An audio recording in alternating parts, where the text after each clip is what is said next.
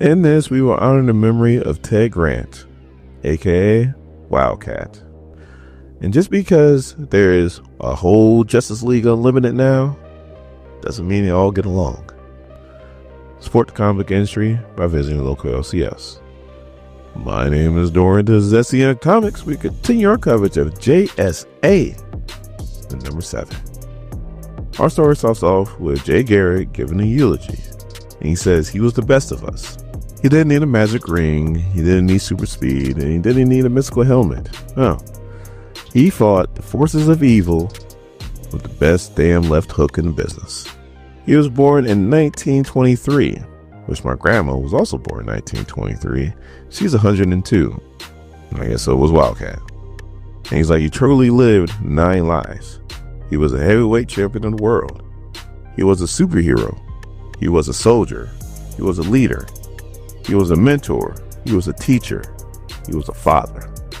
He was a friend. Hell, he was one of my best friends. He complained about everything, but he wasn't a pessimist. He was angry because he saw the good in everyone and wanted us all to be our best. I'm going to miss him dearly, but I know he's cracking a cold one with Chuck McNider, that's the original Dr. Midnight, and Wesley Dobbs, the original Sandman, and they miss you too. Good night, champ. Rest in peace. So now we go to the brownstone where Power Girl walks up to Yolanda and is like, nice funeral, huh? Yolanda's like, yeah, it was nice. And then Power Girl's like, but this is better because he preferred to have a party. And then she goes, I noticed you're not in costume. And Yolanda goes, no, I don't feel right. Not here, not anymore, not after what I did. So Power Girl's like, look, Ted would have wanted you to live on. And then Yolanda's like, really? After what I did, I think he'll be ashamed of me. I lost control with that Cobra agent. And then Power Girl's like, the situation was heightened. And we all lose control sometimes. And Yolanda's like, no, don't stop. Just stop what you're doing. All right? I disrespected Ted's honor. This is all supposed to be our legacy, and I'm not living up to his legacy. I messed up, and I don't feel like I should be wearing that costume anymore. So then Yolanda walks up to Tommy, which is Ted's son, and she goes, you should have it. You should have the code name of Wildcat, and you should have the costume. You're his son. It belongs to you anyway. And he's like, look, I don't know what's going on with you, but I made it clear to my dad a long time ago that I don't want it. I tried this whole superhero thing. It's not for me. So then Yolanda goes, well, I guess this is really the end of Wildcat. So then we cut to Jessie Quick, who's looking at a picture of her father, Johnny Quick, and Liberty Bell. I don't know if Liberty Bell was her mom or not. I don't think so, but I don't know. I could be wrong. If you know, please let us know in the comments. So our man walks in. These two got a thing going on. And at first, they're just trying to make each other feel better. But eventually, it leads into an argument how they've been kind of drifting apart from each other.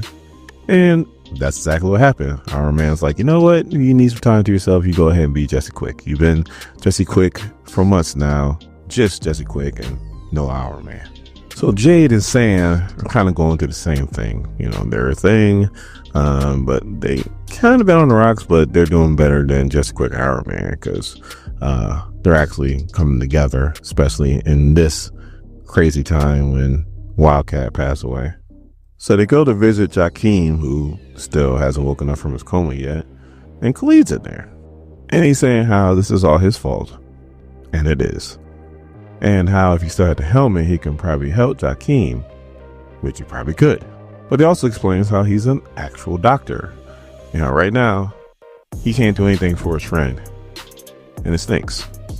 But then we cut to the JSA meeting room where you have Jay Garrett, Alan Scott, Obsidian, and Mr. Terrific. And they're waiting on the big three, or the Trinity, as they walk in. And like JR used to say, business has just picked up.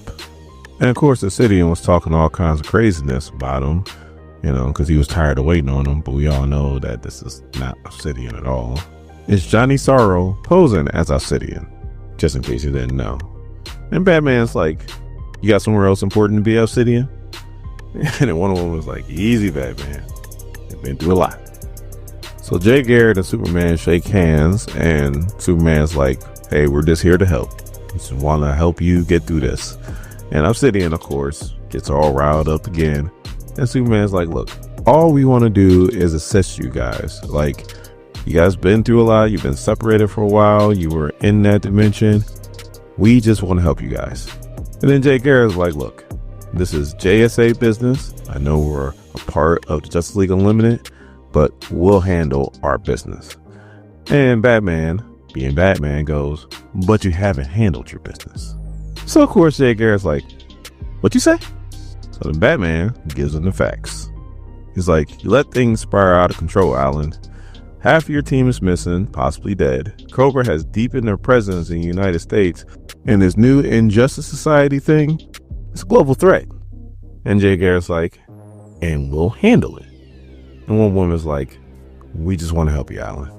So Alan Prima says, you can help by staying out. So Superman's like, look, we just want to give you time to process your grief. The League's network is vast. With Mr. Terrific running point, we can handle things for you.